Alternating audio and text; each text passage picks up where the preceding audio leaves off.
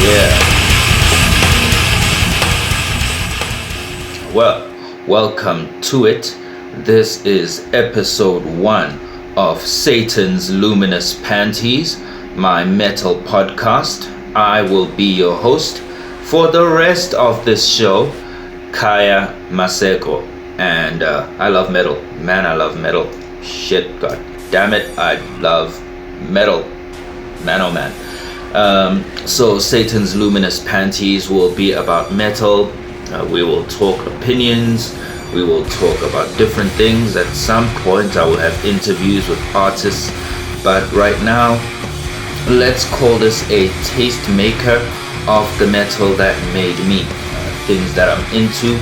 And as you heard from the intro, man, Meshuggah, hey? I mean, you could go on for days. You could make a whole episode about Meshuggah. You could make a whole show, a series on Meshuggah and their content, from their writing to the way that they play. Of course, that just stands out, doesn't it?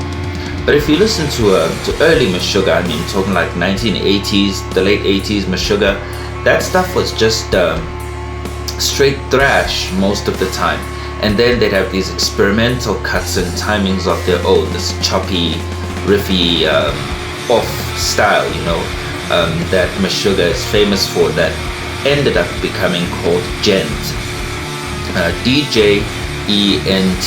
For those of you who don't listen to metal often and might not be familiar with the terms, Gent is a genre, a subgenre of metal, and it involves polyrhythms and offbeats put together to musical perfection, of course, by a skilled artist. It leans a lot towards jazz and that kind of thing, because 3/4 timing is a big thing, and then even weirder timings, you know, 7/8, 9/11, weird things going on, in gent music. But Meshuggah are the fathers of it. These guys are the creators of the genre, and I don't know if there's any room to argue about that, but you guys can tell me, comment below, make tweets about it. I don't give a damn. Just tell me if I am tripping, because I believe that Meshuggah are the fathers of gent music. Anyway, let me run that track for you, and you can hear it for yourselves. Welcome to Satan's Luminous Panties.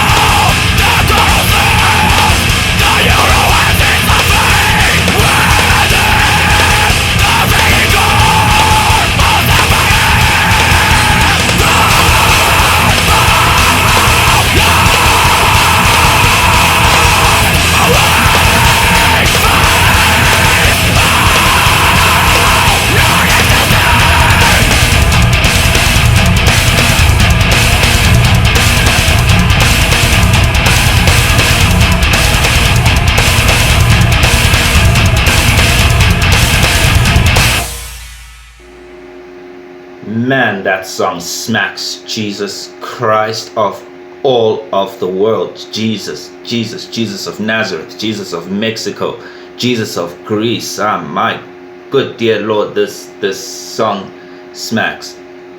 And it was one of my first Meshuggah tracks. Definitely hit me in the right places. I was like, whoa, this is weird. Oh, this is weird, but it's so catchy. It's so how is it so groovy? It's got that jazz in it. So if you don't try to understand it and you just fall into it, you'll get it. People overanalyze Meshuggah. I feel sometimes you've just gotta let go and feel it. Like James Brown. James Brown had the idea: if you know groove, you know groove. You feel it. You tap your foot to it, you bob your head, you know groove when it hits you. And Meshuggah, no groove. Thomas Harker, that man knows groove. His bassist, I forget his name, because that guy's genius too. That whole band actually knows what the hell it is they're doing, and they do it well. On another thing, I'm a reader, right?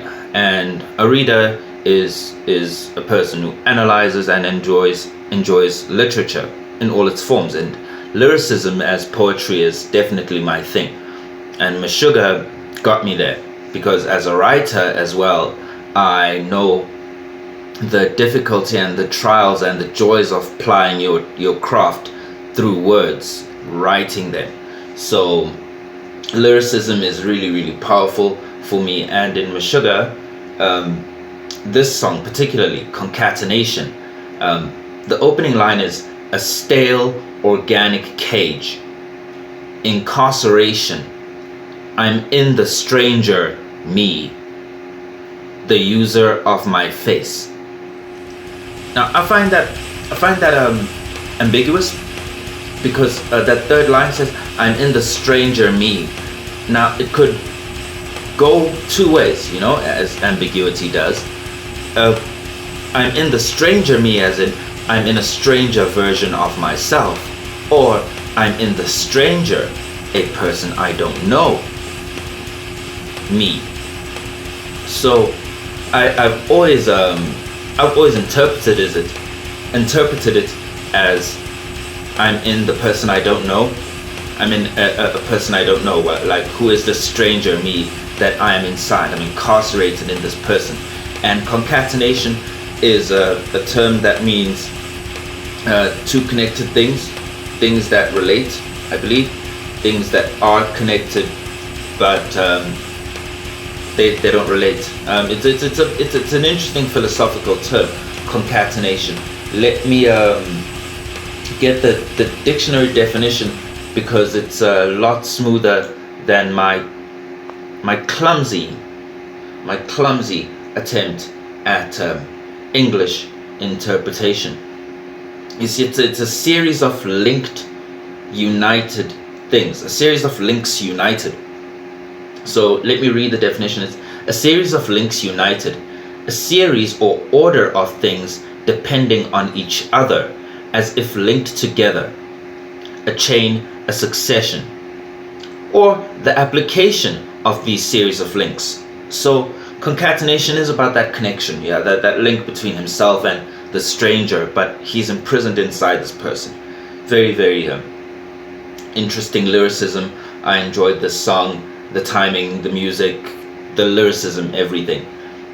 Now, onto another big tastemaker for me. A friend of mine from Creophagus, my old death metal band.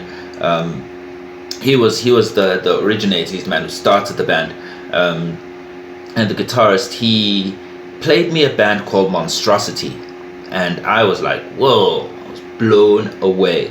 And Spiritual Apocalypse must have been less than a year old at the time. I mean, the album was new, and he was jamming it in his car, man, and I was blown away. I absolutely loved the album, and we got time to hear a few tracks while driving to the band room. So let me hit you up with some of that, and you can see what you think of Monstrosity.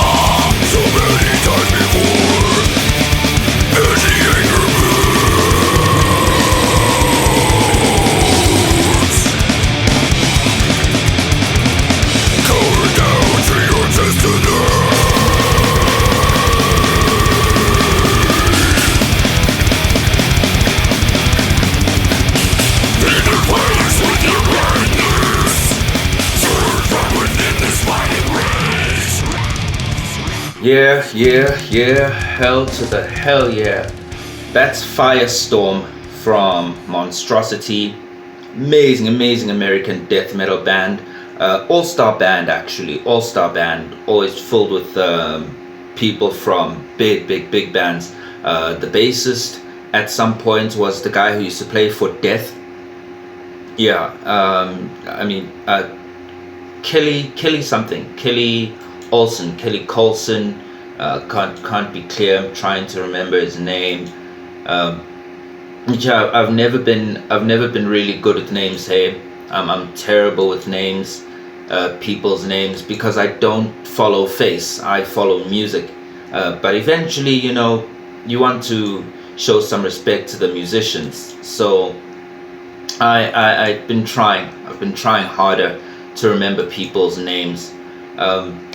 For example, the vocalist from Monstrosity, Mike Hrubovkak, or something. It's hard to pronounce these American names sometimes. Guys got names like hockey players, just consonant after consonant after consonant, and then you're like, how do you pronounce this thing? Anyway, Mike Hrubovkak is the vocalist for this particular album and two other albums that Monstrosity did. I think he did the live album, Live Monstrosity, and The Passage of Existence. Now, I got to listen to The Passage of Existence from 2018, and it was great. I actually nearly played a track from there for you guys, but I thought, now let me hit it off with the stuff that really made me, the stuff that I was introduced to, and so we get a kind of flavor for what I'm into as the show progresses. Now, Monstrosity have great lyricism. That's also what I enjoyed about it, and I would love to interview Mike. I'm just gonna call him Mike because his surname, goddamn. I want to interview Mike one day and just ask him about the lyricism for Spiritual Apocalypse, because I've had a theory about Spiritual Apocalypse for a while, and it involves Aldous Huxley. But we'll talk about that on future dates. Let's move on. Another tastemaker, another thing that got me into metal. This was in my early days. I was very young. I heard this and it was way too heavy for me. It's up there with the Black Dahlia Murders, Thy Horror Cosmic. It's up there with heaviness when it hit me, because I was like, nah, this is too heavy for me. I don't know if I like it. But later on, man, I could listen to nothing else. And this is Static X, one of Static X's heavier tracks. Check it out. Get to the Gone.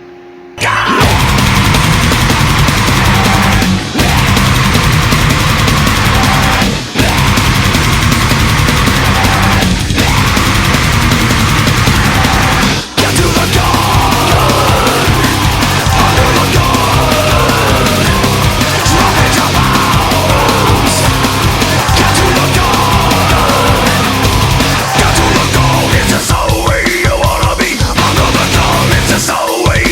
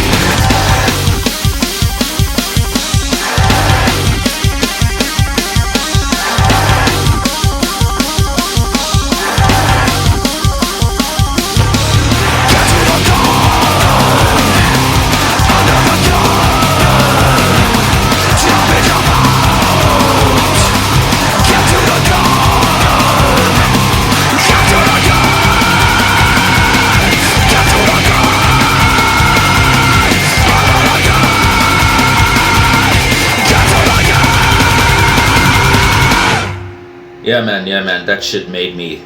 That shit made me. Now, on to other things that made me. Things that got me into metal, things that I stuck into when I was into metal, and things that I probably still listen to. I still listen to all of this stuff. This stuff stayed. Soulfly. Soulfly, baby. I mean, we all know Sepultura. We know Sepultura. We love Sepultura. And Max Cavalera's work is legendary. That guy deserves a Lifetime Achievement Award. The Grammys need to stop and just say, you know what? Enough faffing about. We are going to give Max Cavalera from Sao Paulo, Brazil, a Lifetime Achievement Award. Here you go. I think he's from Sao Paulo, right? I know Sepultura from Sao Paulo.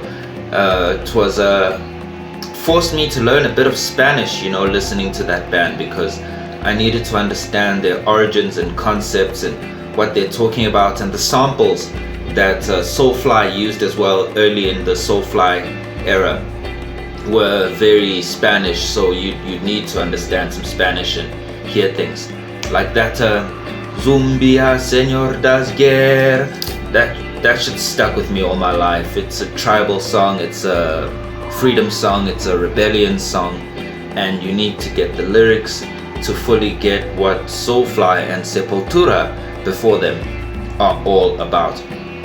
Anyway, Soulfly was tribalism, and I liked that tribal pride, that pride in who you are, where you're from, your roots. You know, so we loved Roots, bloody Roots. Some metal purists want to talk shit about Roots these days. I've been seeing it on Twitter, and man, I don't give a flying. They can keep their opinions, because that album is seminal, it's pivotal. But recently I got to listen to Totem. At some point in like September last year, I got to listen to Totem finally, and I hadn't listened to Soulfly in a long time, and I didn't know that they even had a new record. So I've been catching up on records from 2018 and up, so there are some things that I might have missed and some things that I really just wished I'd caught to at the time. But hey, we miss things sometimes.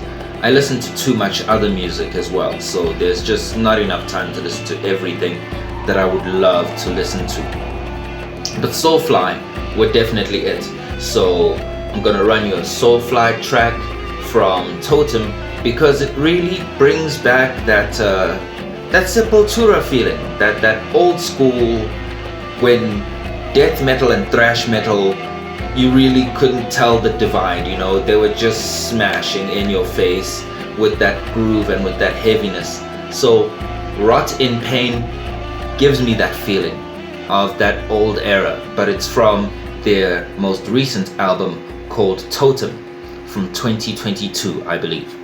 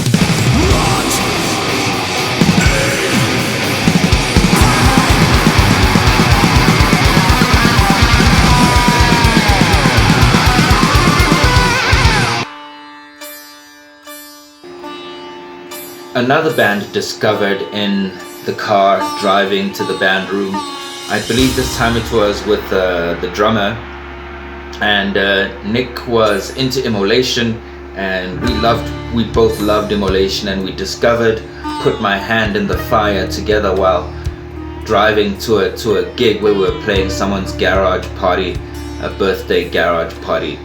Lovely things. But we discovered this band as well, and we couldn't tell who was singing. We thought it was Gojira, but I was like, nah, this is not Gojira, this is someone else. And eventually we agreed that this is not the new Gojira after all, but it's something else. And I believe Pitbulls in the Nursery are French as well, but no, it was not Gojira, so we had to get a relearning there. But I loved this band. They hit me in the right place, and I thought, yeah, definitely gonna listen to this.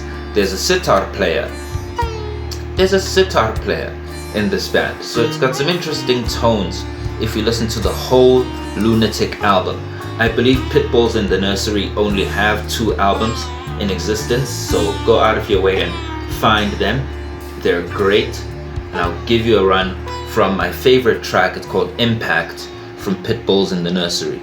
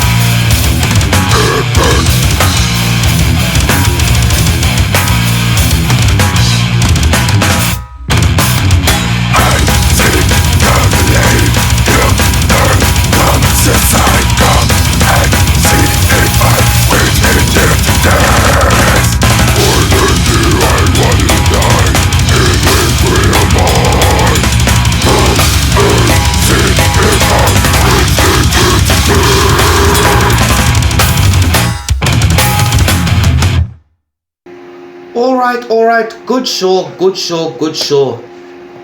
Next time, I will show you more recent metal, things that I've recently discovered.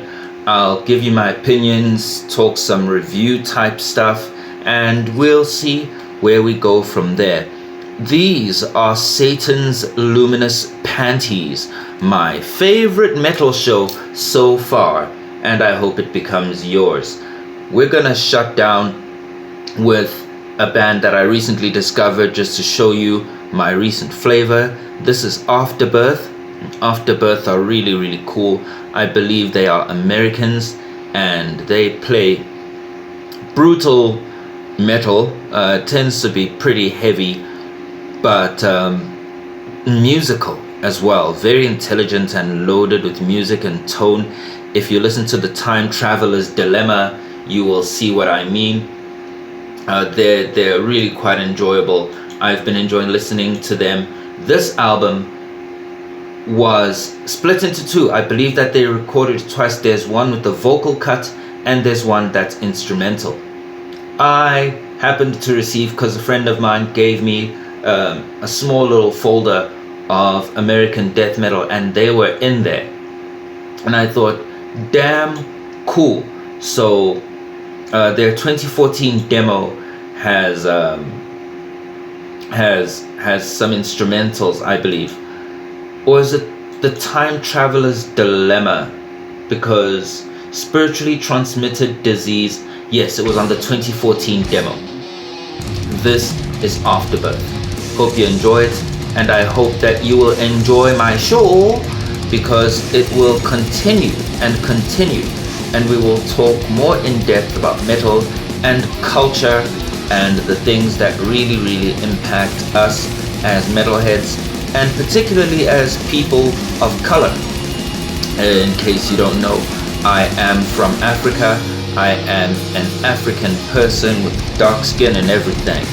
I love death metal, I love heavy metal, I love brutal metal, I love black metal, I love metal music as a whole, and I believe that this culture is for everyone, and this music is for everyone, and we should enjoy it all, absolutely, wherever we find ourselves, anywhere in the world. No prejudice, no bullshit, no slave shit, just straight up metal music all day, every day. Hell, I'm gonna hit you with one more tune. You can't talk foundations without this band. I'm not even gonna name this band. Yo, you guys have a great day. Hope you enjoy my show. Subscribe, sign up, and just keep up to date so that you will get the next episode. I am Kaya Masego, and these are Satan's Luminous Panties.